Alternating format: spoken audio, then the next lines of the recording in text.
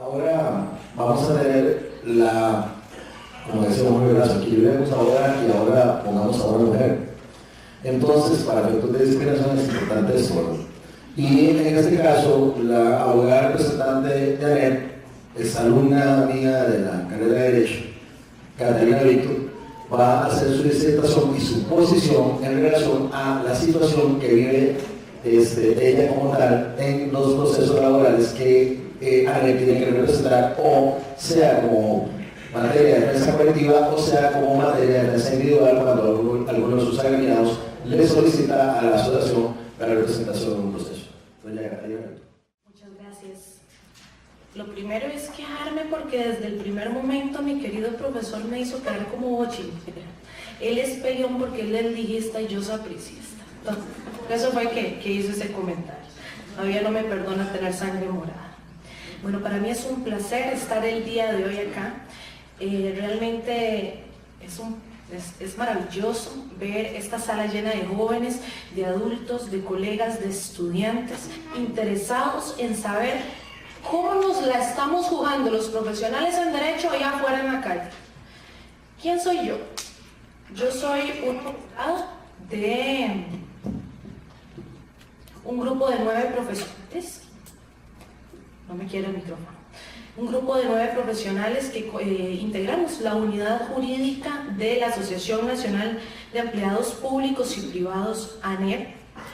Este es un sindicato que tiene entre 16.700 y 17.000 afiliados, entiéndase 9 abogados para atender todo este tipo de población, y nos especializamos en materia laboral y en materia contenciosa administrativa, o por lo menos eso pretendemos día a día. Aún así, es importante indicar que las palabras que voy a indicar a continuación son mías nada más y no representación del criterio de la Asociación Nacional de Empleados Públicos y Privados. ¿Por qué digo esto? Porque cuando a mí me hicieron la invitación para estar aquí presente, me dijeron, bueno, vamos a discutir ¿cómo es que les ha ido a ustedes abogados en la calle con la reforma procesal laboral? Entonces yo me planteé que aquí iba a haber un cartel amarillo que iba a decir que es aquí. Y entonces yo alisté toda una lista como para hablarles media hora de todo lo que no me gusta. Ya don Eric no quiere que le mande el correo que habíamos hablado, ya me quiere dejar de hablar. Entonces, cuando ya me indicaron de que también tenía que mencionar cosas positivas, hice un esfuerzo también por traer algunos elementos. Hice un gran esfuerzo por traer algunos elementos que me han favorecido en mi práctica laboral.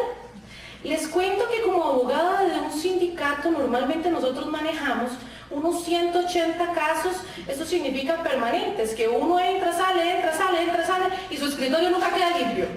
Ok, vamos a ver cómo nos fue en la práctica en estos casi 8 meses, tiene razón don Eric, de la vivencia con la implementación de la reforma procesal laboral.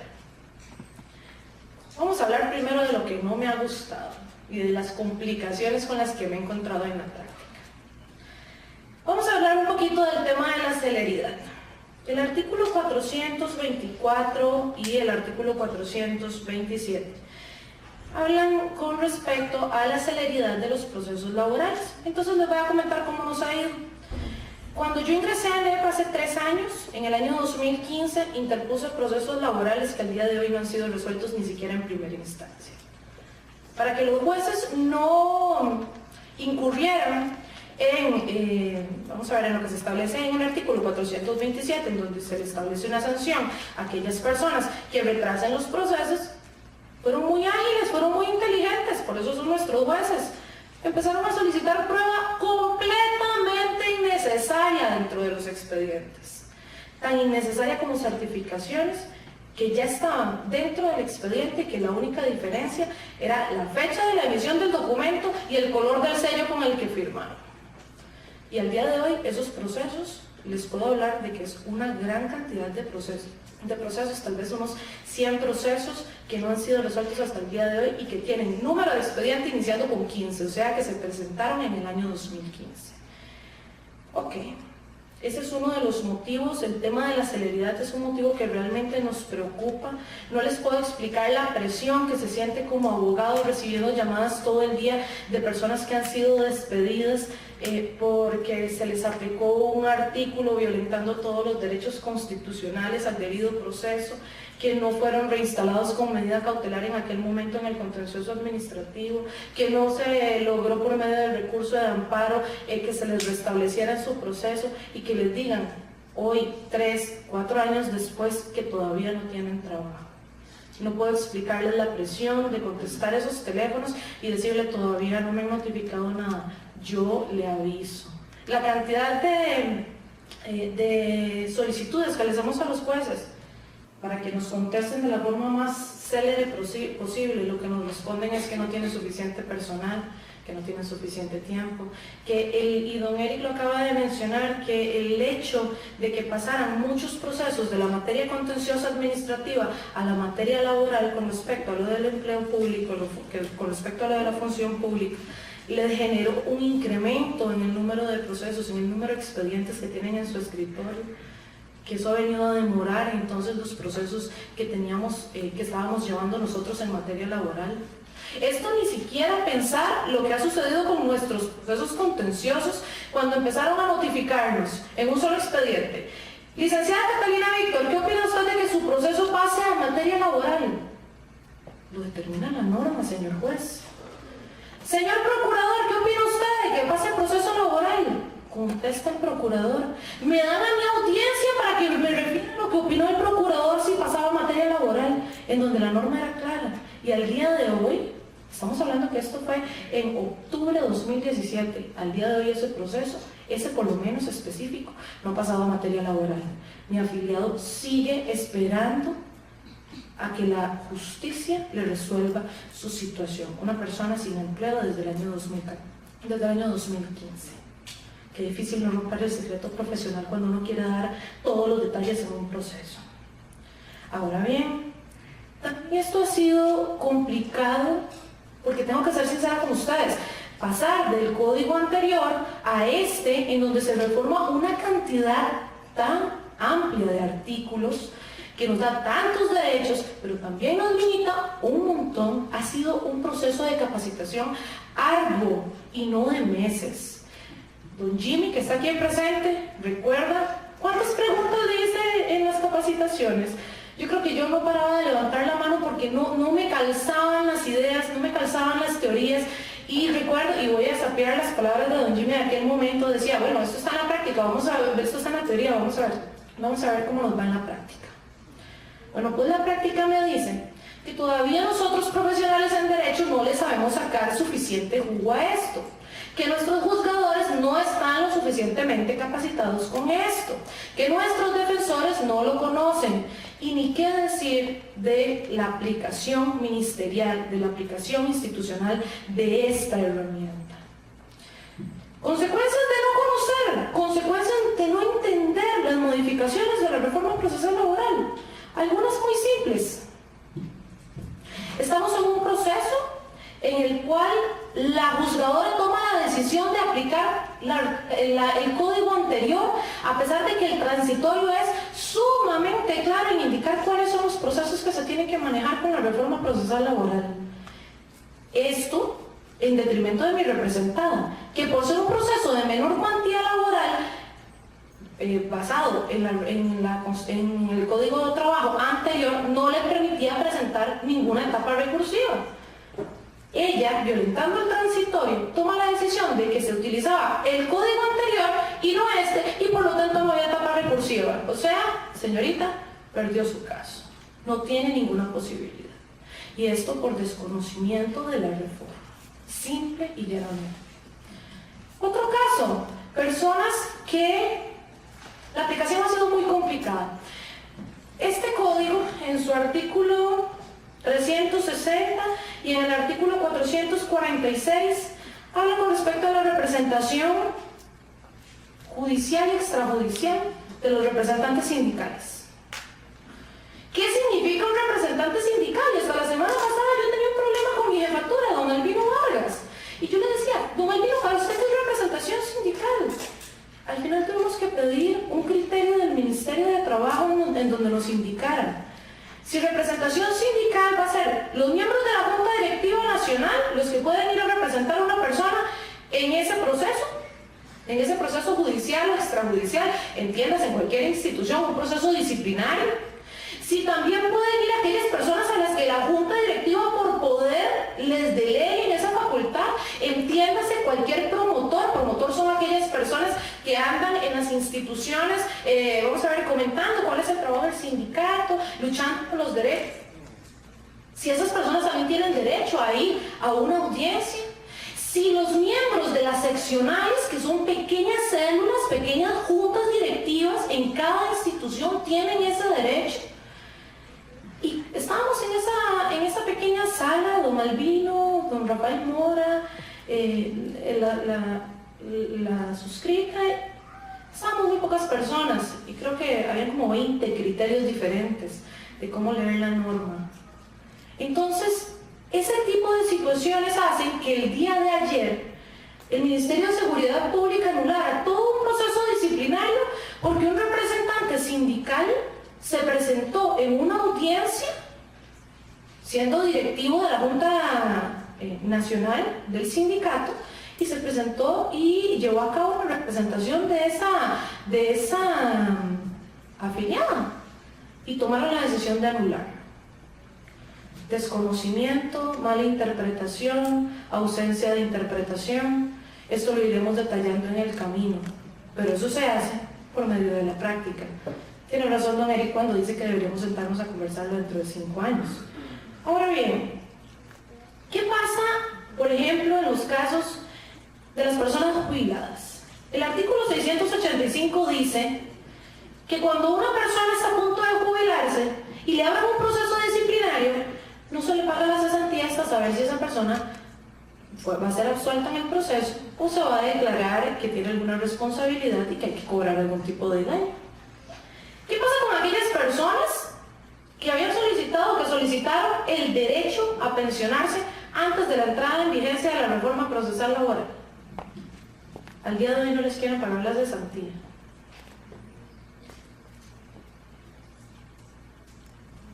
Defectos en la aplicación o mala interpretación de la norma o falta de conocimiento, falta de capacitación por parte de nosotros responsables del derecho o falta de desconocimiento por parte del pueblo pueden ser motivos por los cuales no le hemos sacado el jugo, por los cuales no hemos logrado aprovechar mejor un producto que me cuenta don Albino que empezó hace más de 17 años.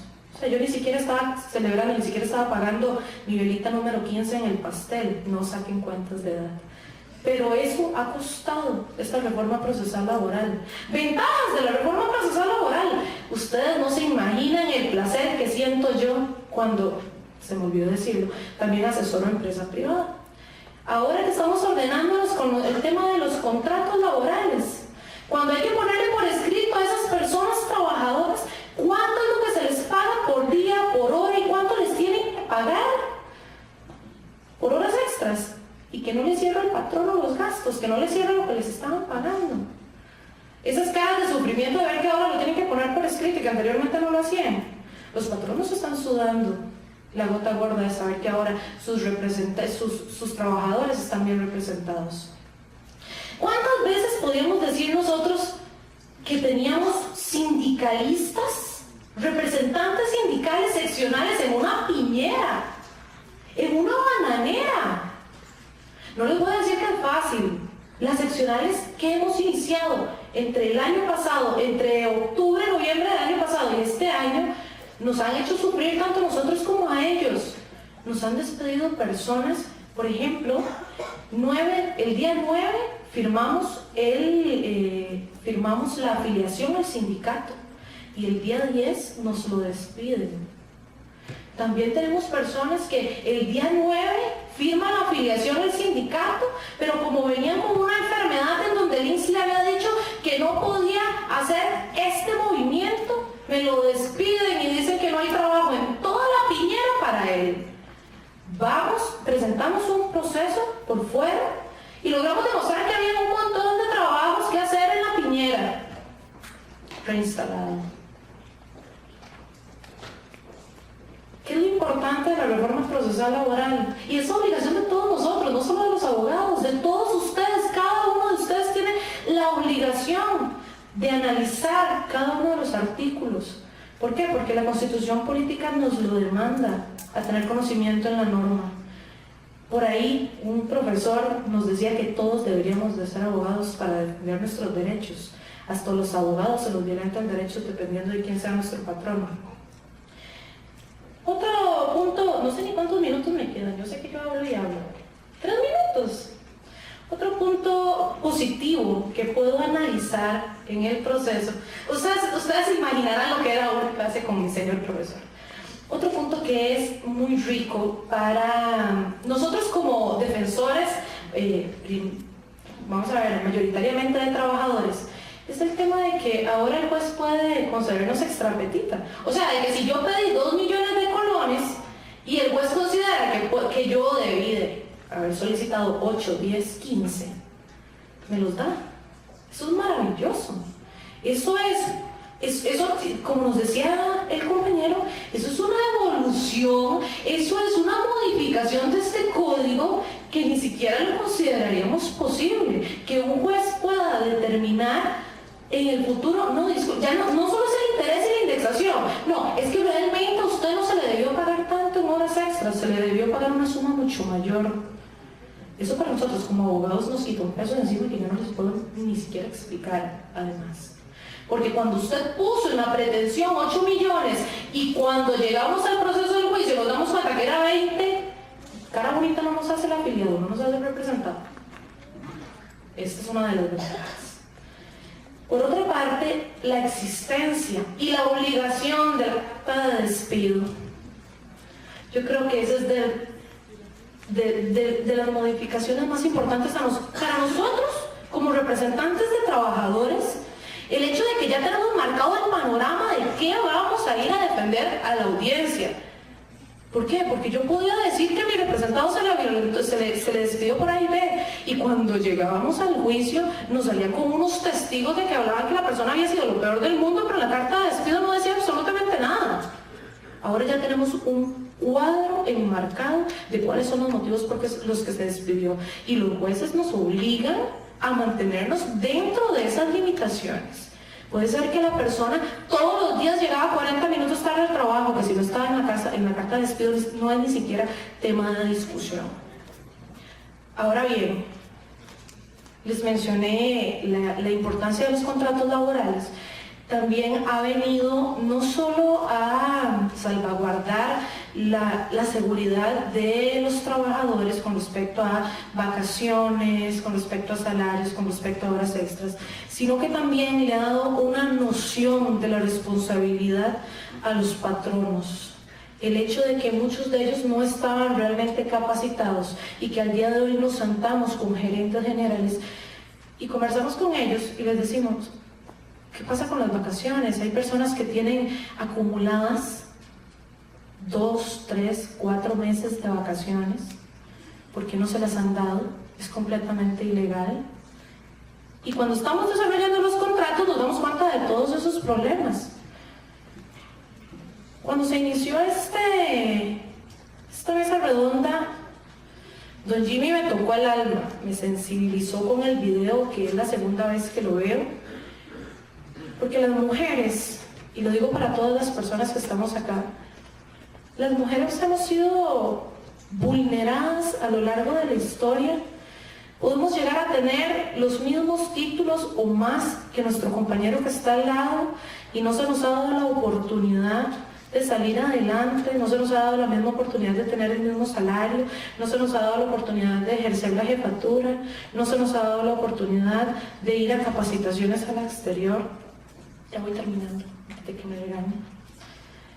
El código nos protege y nos protege cuando sabemos utilizarlo. Y para saber utilizarlo hay que estudiar, hay que leer. De una maestría en la que estamos 10 personas, en este momento solo vemos 3 mujeres.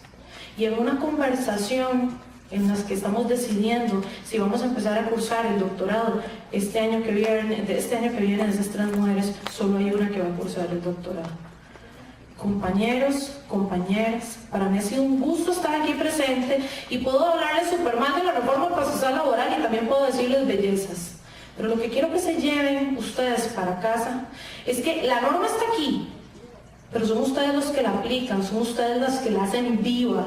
Somos nosotros en la aplicación de la norma los que le damos vida a este libro, a esta ley, a este esfuerzo de comunicación de nuestra Asamblea Legislativa, a este esfuerzo de 15, 17 años. Espero que todos ustedes saquen un momento para ir analizando artículo por artículo, puedan leer la jurisprudencia que se vaya desarrollando al respecto con cada uno de estos artículos y que le podamos dar vida a un gran esfuerzo nacional, a un esfuerzo nacional. Muchas gracias.